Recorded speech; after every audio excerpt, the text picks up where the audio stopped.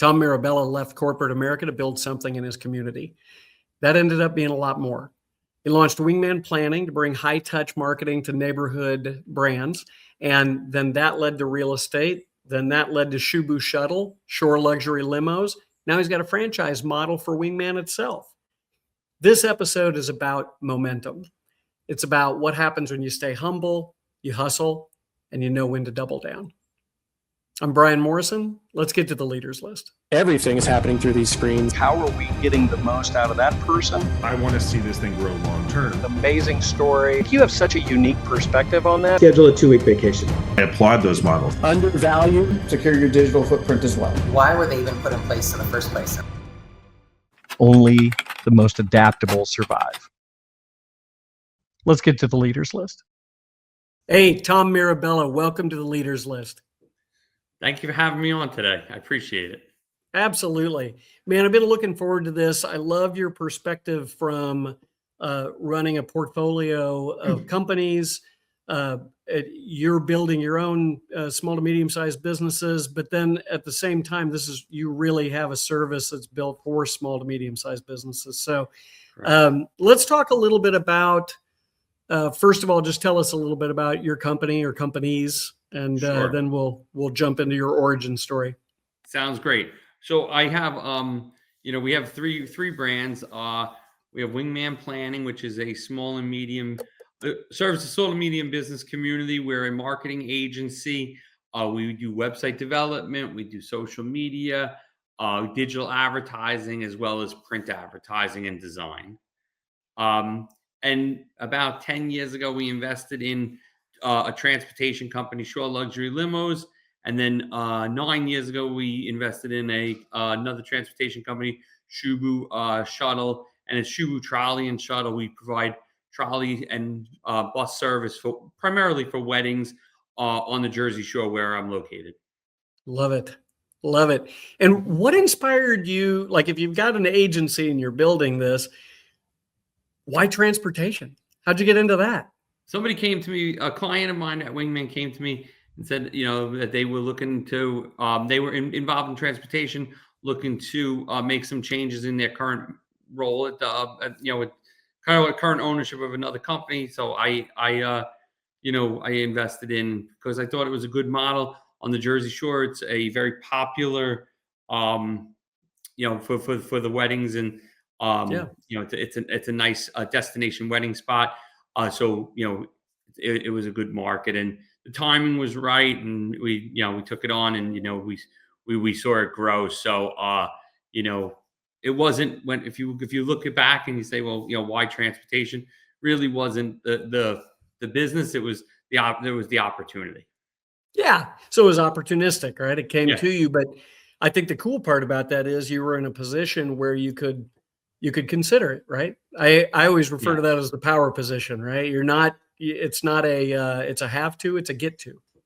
Yep. And we had a marketing company, and a marketing company has the ability to create websites, do internet advertising, to where other companies are going to spend X amount of their revenue on that. We were able to parlay it and use, existing labor. There was no incremental outlays for that labor, whereas in another world like that wouldn't be. I also, within Wingman at the time, we don't really offer that to anybody anymore, but we had a call service within Wingman. So anyone that was doing digital advertising that didn't have an assistant or a secretary or someone to answer the phones, we would answer their phones for them so they didn't lose leads. So, again, we had a built-in answering service, so we didn't need somebody, there to answer those calls. It just, again, we were able to cut a lot of things out that a normal small business that's starting up wouldn't have the ability to do.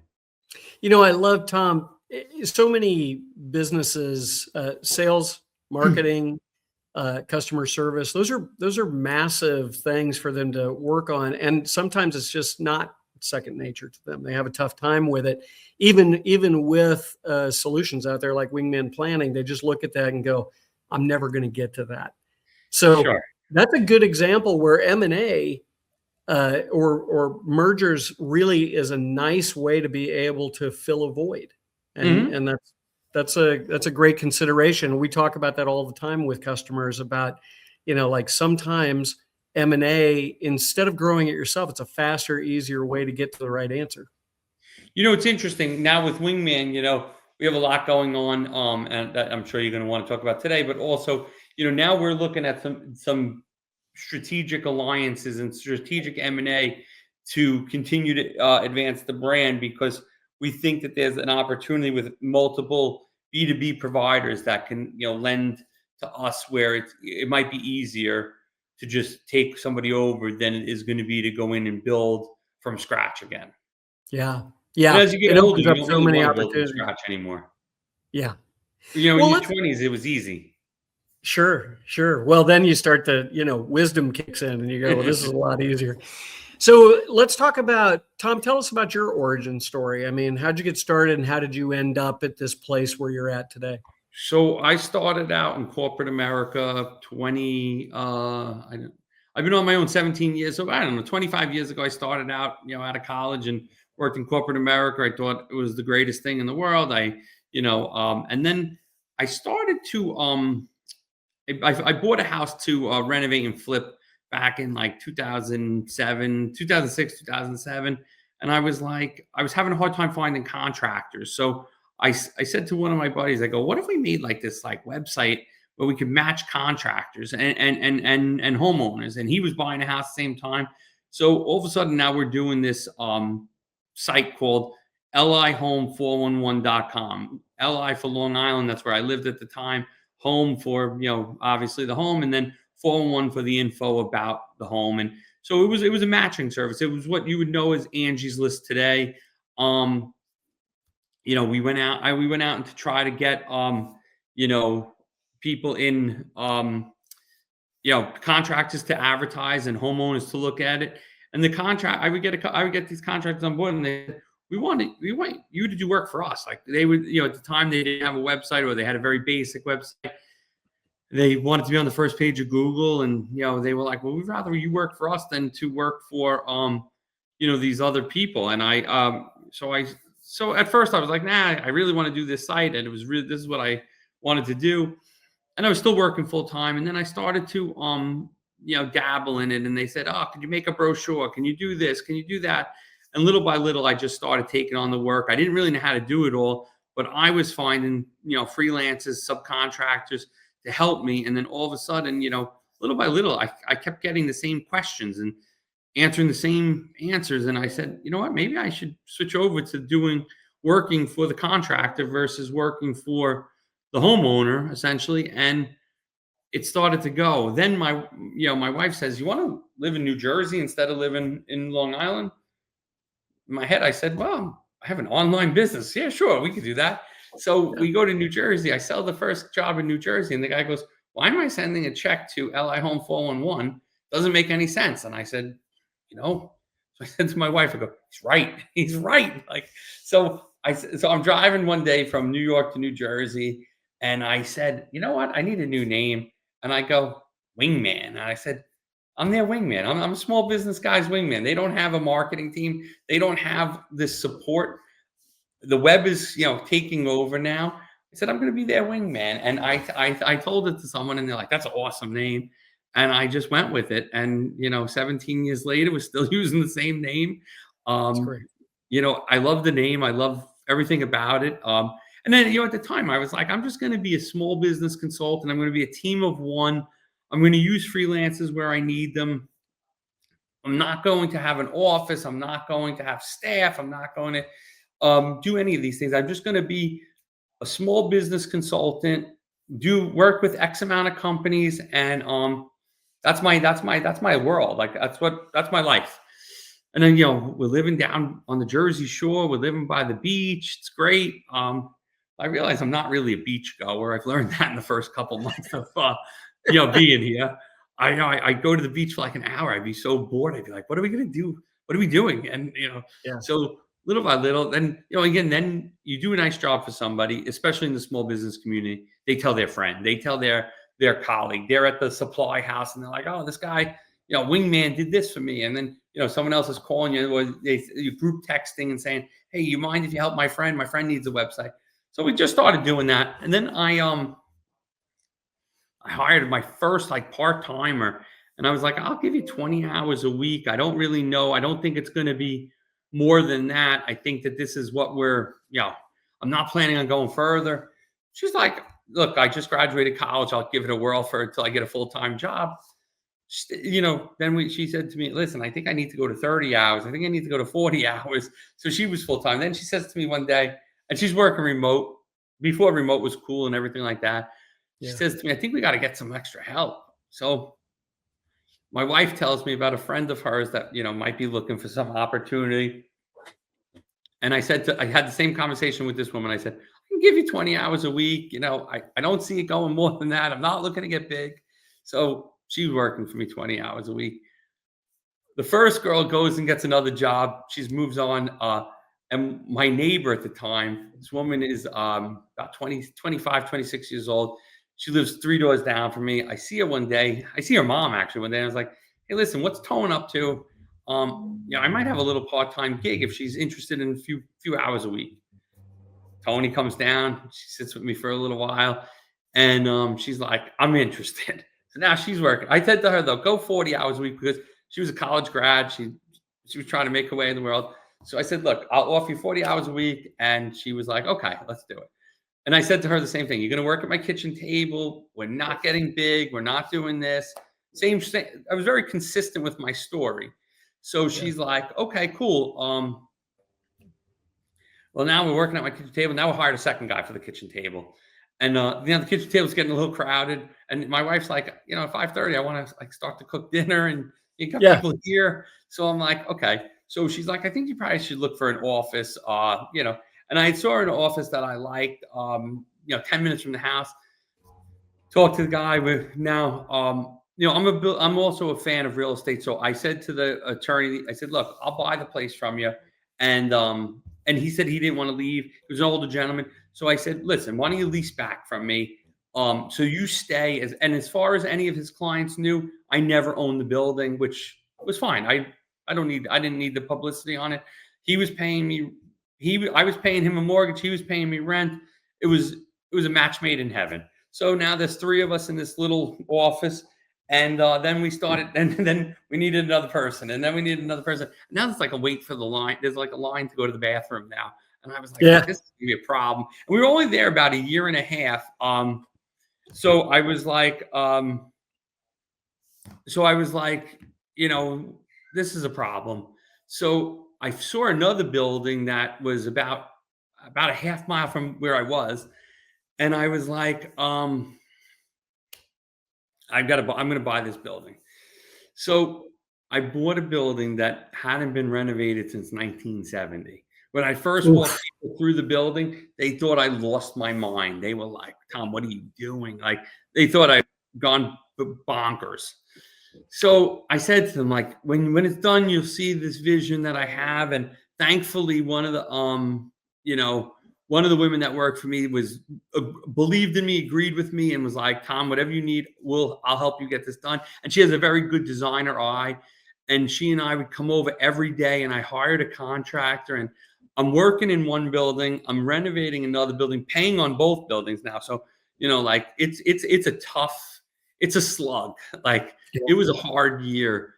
And I'm paying, and we never did the outside for a few years because I'm paying just to get myself back in the door so I can start working, because I can't make money while I'm not working there. Right. So, and I have tenants lined up for my first building, so that the second I leave, I move, I have rent roll coming in, but I can't get out of there because I can't finish the building. It was, talk about a stressful time. 2018. I laugh about it now and I chuckle and you see me smiling, but during it was hell. It was hell. I think it probably took a few years off my life. I don't know how I didn't lose it a little more often, but we got through it. And we got in, and it was the building, the interior looked great. The exterior looked like hell. But I even had clients, and those clients that you almost want to say to them, like, are you really my right client? Like, the building doesn't look so great outside. And I used to make a joke. I said, I can't make money outside. I can't make websites outside. I needed to put floors and desks and everything else in. But And you know, when you want something, you know, anything in your life, you can figure out a reason that you can do it. Like, even though, like I remember saying to somebody, I said, "Oh, the renovation is going to cost me $30,000." I had spent $30,000 by the third week I was into the renovation, and I had nothing done. So, you know, Yeah. when you look back, you're like, how the hell was that ever going to cost $30,000? But I just believed in it so much that I really wanted. But on the other side is, I wouldn't trade it for the world. I have a great building, a 5,000 square feet building, and you know, with how we've expanded, we've actually rented out half the lower level of our building. So, like, the economics at the time were like crazy, but now the economics are in our favor. So we've been, you know, we took some of that money that we saved by renting out part of the building and went and opened up a second location. And that's what kind of got us into our franchising model. We said, if we can make the second location stand alone, well, then we have something. And the second location, again, okay, go ahead. Well, so let me jump in there. Mhm. First of all, congratulations on betting on yourself and Thank you. for investing in yourself. And it's this type of thing. There's a whole bunch of people that talk to me about, hey, I really want to be an entrepreneur, and how do you do it? And so much of it is the decision that you're gonna go through that pain, because it's not going to be easy. And so Yeah. a lot of people who look at it as glamorous, and they look at you, Tom, now, and they go, well, he's successful. I mean, I want to be like Tom. Well, 2018 Tom is different than 2026 Tom. So You know what's crazy though? It's still a hustle. It's still a struggle. You're still, every week you're still hustling. Like, you know, it's not for everybody. This is not for everybody. And, you know, I welcome anyone that says that my life is easy. You know, I have, he's got business, he's got a building. I would love for them to take a day in my world. I'm still in every morning at 7:30. I still don't leave till 6 o'clock every night. And at night, after I have dinner with my wife and we're watching TV, I'm still checking emails, still sending out stuff, still working on, you know, communication and working on new things. And it never stops. If you're going to grow your business, and again, there's guys that are just peers of mine, there's clients of mine where they've gotten to a point where they're happy, and that's the number. As long as they hit that number every year, they're thrilled. Like, they grow a couple percentage points, you know, up or down each year. That's not me for right now. I have 20, you know, we're up to 22 full-time employees on my payroll. I have 22 mouths to feed. I have 22 people that want to advance. And again, my guys are young. They're in their 20s and 30s. They want growth. They want to grow. Yeah. They want to see their salaries increase. They want to, you know, put money into 401ks. They want to, you know, have health benefits. You got to keep going. Like, so, you know, being even for me is losing. Like, you don't, you know, again, so I can't go into a year and be like, I mean, you know, I look at it like there's so much opportunity. You know, that you hear the naysayers say, oh, it's a tough economy. It's this, the this is down, the this is up, the inflation. In my mind, I service 600 customers. I don't have a monopoly on any market that I can't go get more customers. Yeah. And again, it's me and my team thinking outside the box. So if we find that home services aren't spending because construction has slowed down since the boom of COVID, right? Okay, well then we shouldn't be focusing our efforts in construction and home improvement. We have to go to another category. Go to e-commerce. Go to, you know, a few, you know, high tech. You know, go to attorneys and accountants and professional services. They're never slowing down because you still need those. So go to different areas and go find different targets to work off of, rather than just saying construction slow. And again, that's where I started. I started in home improvement and remodeling, and that's a very slow category right now. Yeah. So you've identified and you've established enough of your processes and your successes that you know what works, what doesn't work. You found your marketplace match. And now, what growth stage would you say you are in with Wingman? We're still growing. We still want to be growing 20+% a year.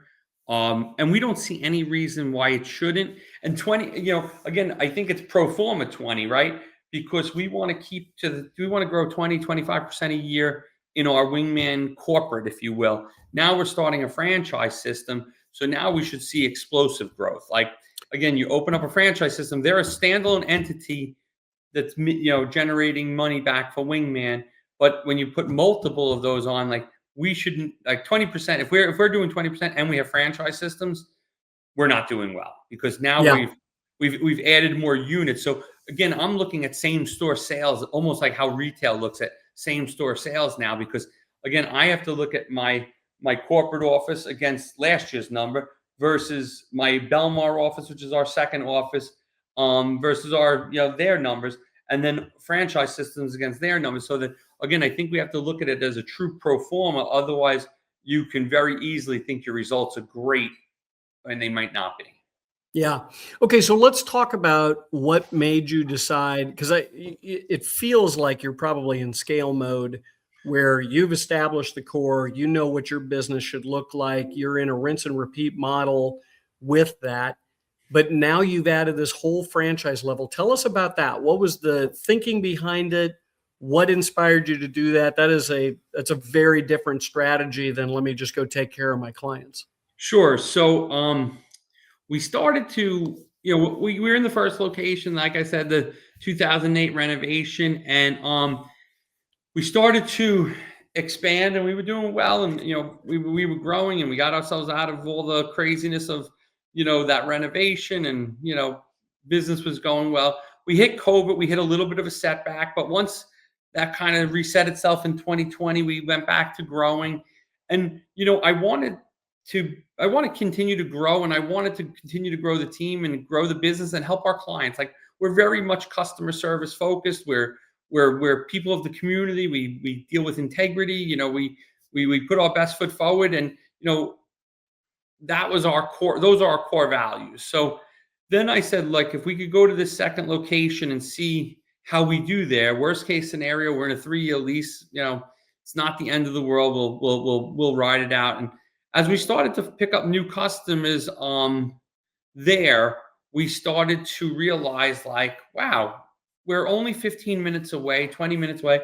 Well, we were acquiring new customers, which is what I thought was going to happen. So when I say, wow, it's not like I was, my thought was there's people that weren't calling us or didn't know about us, because although we were only 20 minutes away, it was a far 20 minutes. It wasn't like, I don't think that these people were Googling us and, they knew who we were. So we started to pick up some traction there. And then I said, when you look at continued growth and where the long is for Wingman is, what do we need to do to continue to grow? So we can grow our own stores, right? Essentially, we could open up locations in all these places, and we're going to do that too. And then we could also franchise. And if we could find the right people that believe in what we do and how we do it and why we do it, we can grow again. So we started to explore it. We went down the path of getting our FTD. And, I always say too, and I said this to the guys that did my FTD, they probably think I'm a little bananas. If we never sell a franchise, I'm okay with that. It put processes in place. It made us think. It made us put structure in place. It made us think about all the things that make our business grow. And realistically, it's almost like like an exit strategy in its own too, because we put things in place, like to think about, God forbid something happened to me. If somebody left, where do we go? How do we put together an org chart? So things that really were never thought about were now being thought about. Questions were being asked. And, I think the first day I brought the franchise to some of my guys, they probably like, what is he thinking about? What crazy idea did he come up with last night?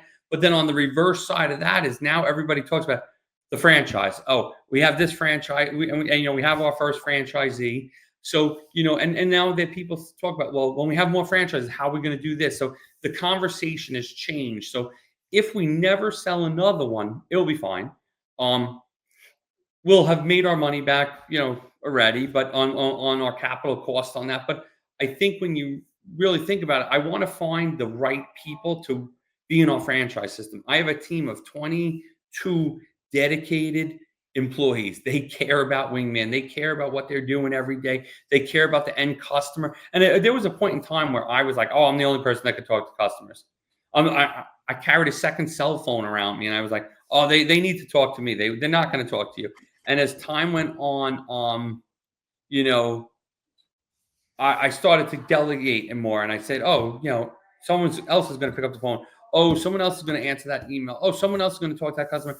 And now I feel very comfortable with people just handling stuff. And it took time. And, you know, I think for an entrepreneur, it's hard because, you know, you put your heart into this, and you quit a job and you jump out, and there's no financial security at the beginning of it.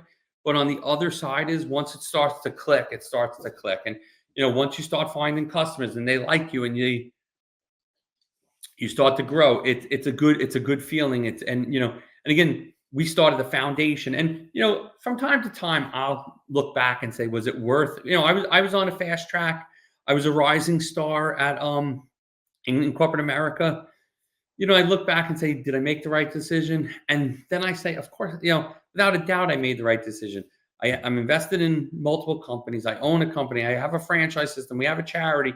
So in my mind, I've helped. And now it's about helping people. So now I have these meetings. I call them the 135, if you want to take this one away. And the 135 is, where do you see yourself in a year? Where do you see yourself in 3 years? And where do you see yourself in 5 years? And again, it's not all about their title or their salary. Those are important. I do want to know that. But do you want to lead a team? Do you want to own a home? Like, again, you know, when you have people that are in their 20s, you know, do you want to own a home? Do you want to, do you plan on having children? Like, so that we could start to frame what your life looks like here. Yeah. So and again, we're in a position where, you know, when I look at it, you know, there's a couple key employees where, I want to see them own a franchise. Like, one guy said to me, in 5 years, my goal is to have this and he identified the town that he wants it in. Like, so, but again, that's when I know that we're building a culture. And that's when I know that we're doing something more than my paycheck, right? We're doing something bigger for the community. That's awesome. I get your values and your drive. I mean, that's what gets you out of bed in the morning, right? And to get through the tough spots. But I think about, you've got an interesting take on the fact that you're a digital marketing agency, and yet you have such a real estate focused perspective on opening offices and franchises. Yeah, well, I think that the digital marketing is what we do.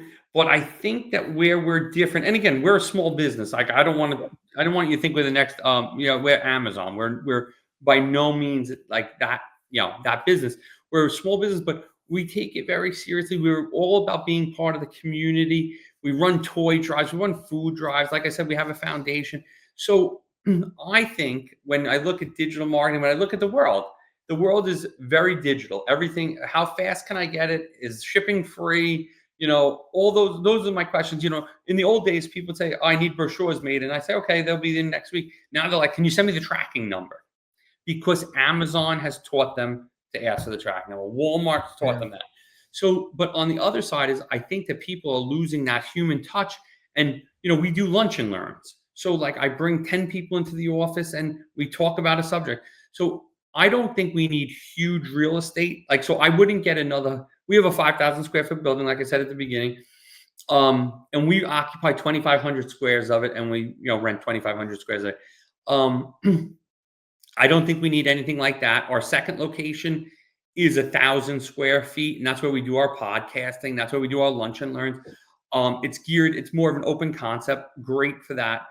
With these franchise locations, I think that they're even smaller. I think they're a few hundred square feet. They could be in a Regis building or a WeWorks type building, because I don't believe that you need that, because, you know, you have the bigger, you know, headquarter building.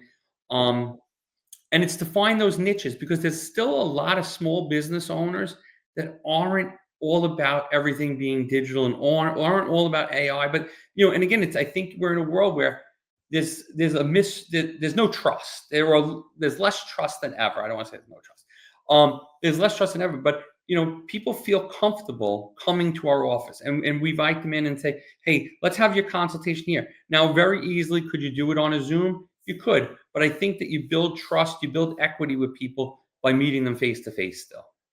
Well, and you're in their community, right? That is Mhm. the power of local and regionalization. And you're the hard part about that is replicating that same kind of commitment in each location, in each town.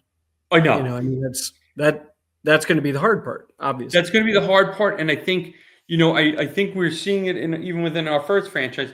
You know, we operate a certain way, and we've operated a certain way because that's who we are. That's who I am by at the core. So now I think as we build these franchises and we build expansion, we have to build based on those values because those values we know work.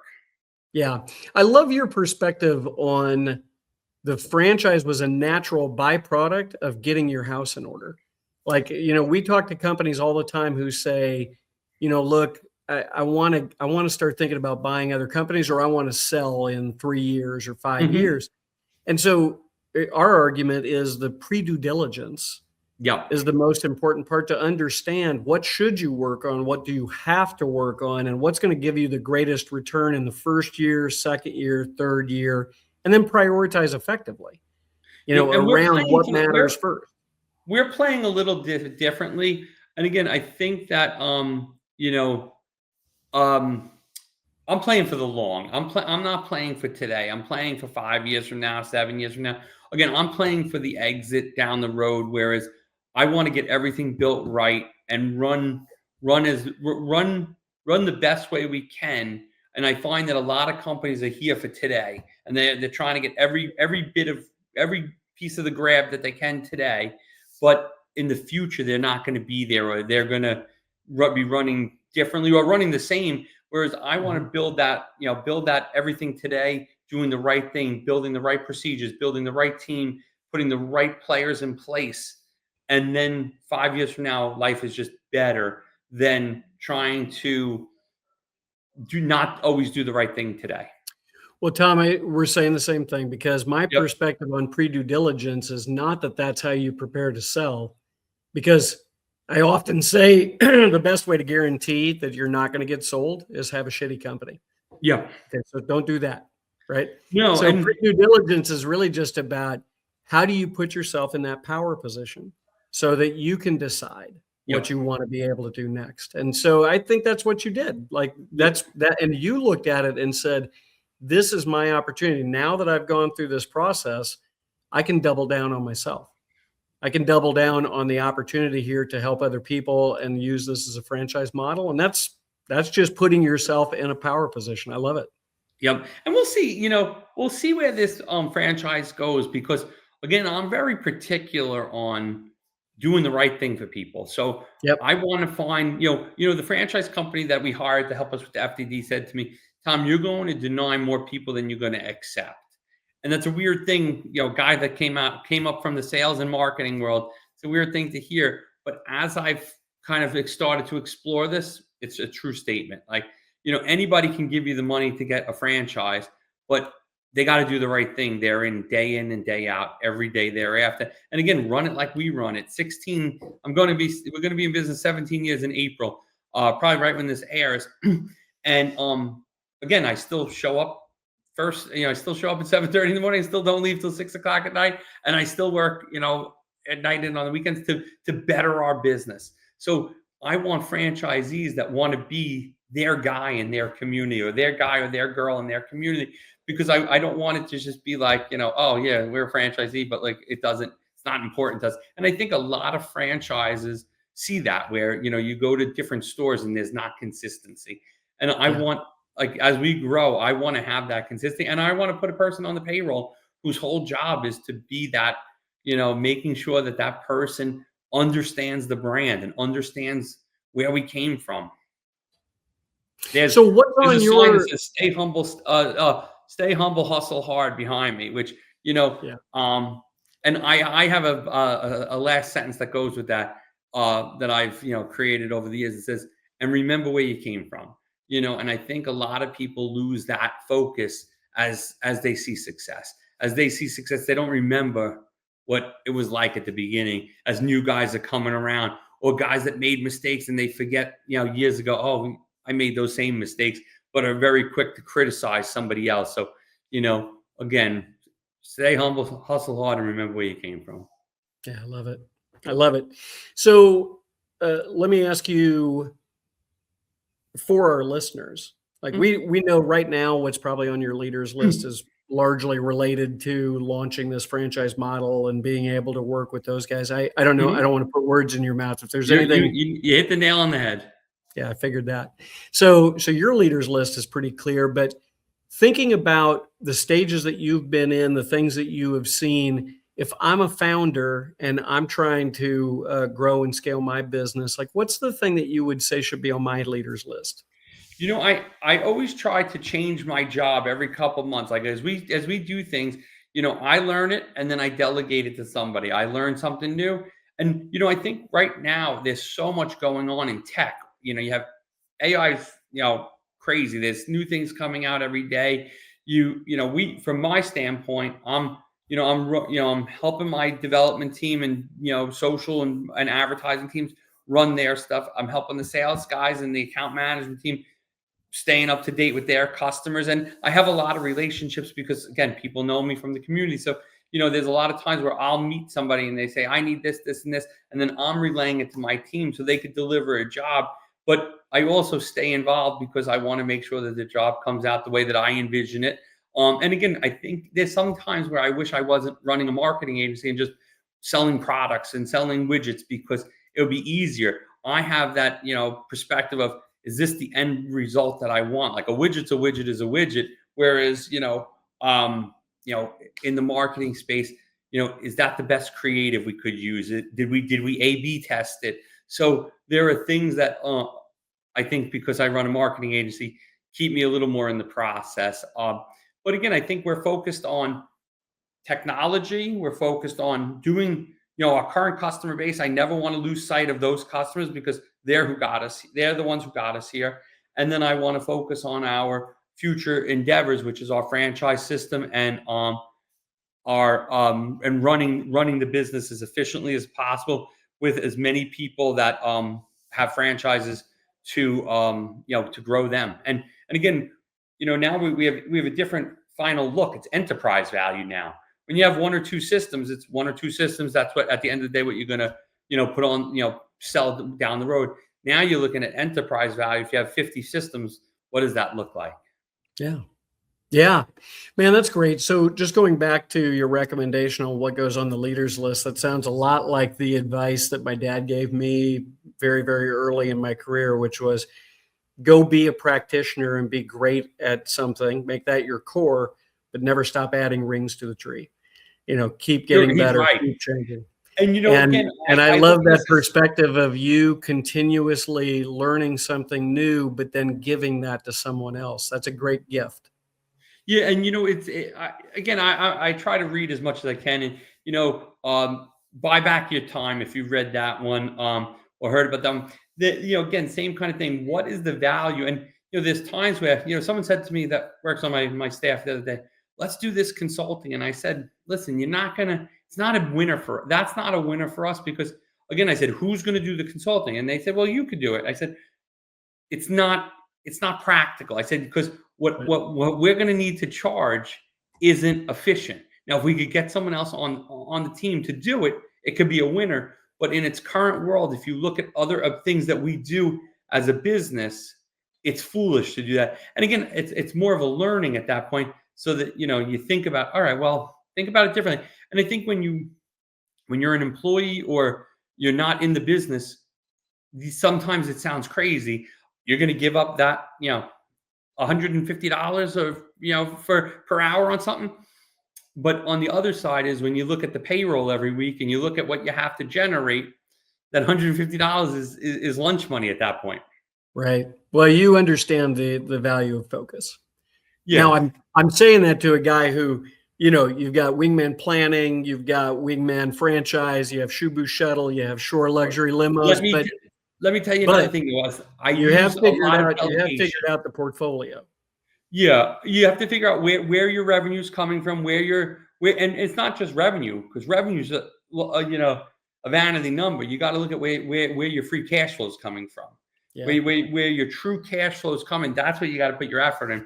And again, we have managers and we have directors to help manage different aspects of the business. And again, we were probably a little earlier in the game we put a COO in early in our life in our run, because I felt putting someone in that had the company's back, even though it was a premature position at our company, I thought it was good for morale, and I thought it was good for today. So those kind of things helped us today. Whereas, most people would be like, why are you putting a COO in at this point? This isn't a position you need.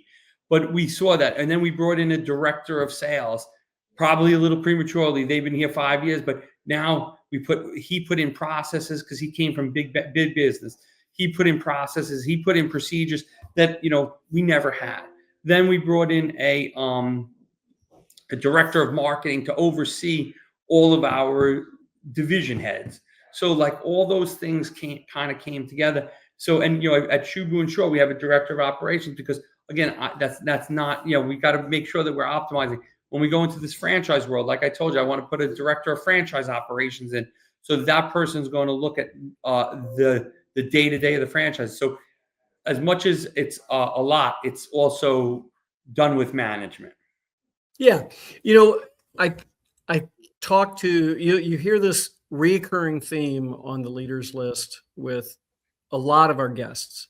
And that is, I started to recognize this is probably early, but I went ahead and made a move with this type of role, this responsibility, I solved this problem maybe earlier than I needed to, but their staging works really, really well. And that's a great example of like what you really just said was take the word COO or, Chief Operating Officer, take that title out and just say you chose to focus on making sure that the company would be run well first. Mm-hmm. Then you got yourself out of the sales role to eliminate the bottleneck, and you brought in those processes around sales and marketing that made it more efficient.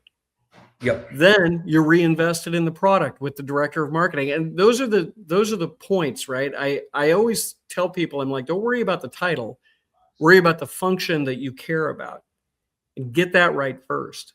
And then whether that's a full-time hire or an outside partner or whatever that is, get that settled and consistent so that you can count on it.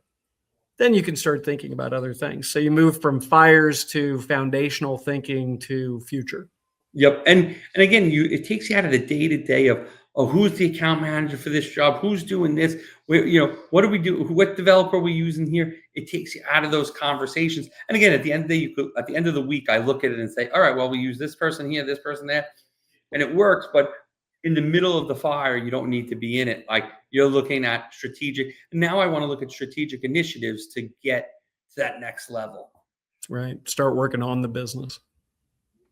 I love it. Tom, this has been fantastic. We just want to thank you for being on the leaders list, sharing your counsel. And as the, if you're working in a small market and you want to be able to have a partner, Wingman Planning's a great group to consider. Thank you. And thanks for reaching out to me. Thanks for having me on. And I can't wait to hear this live. And I also, look forward to collaborating in the future with you. Sounds great. All right. Thanks, Tom.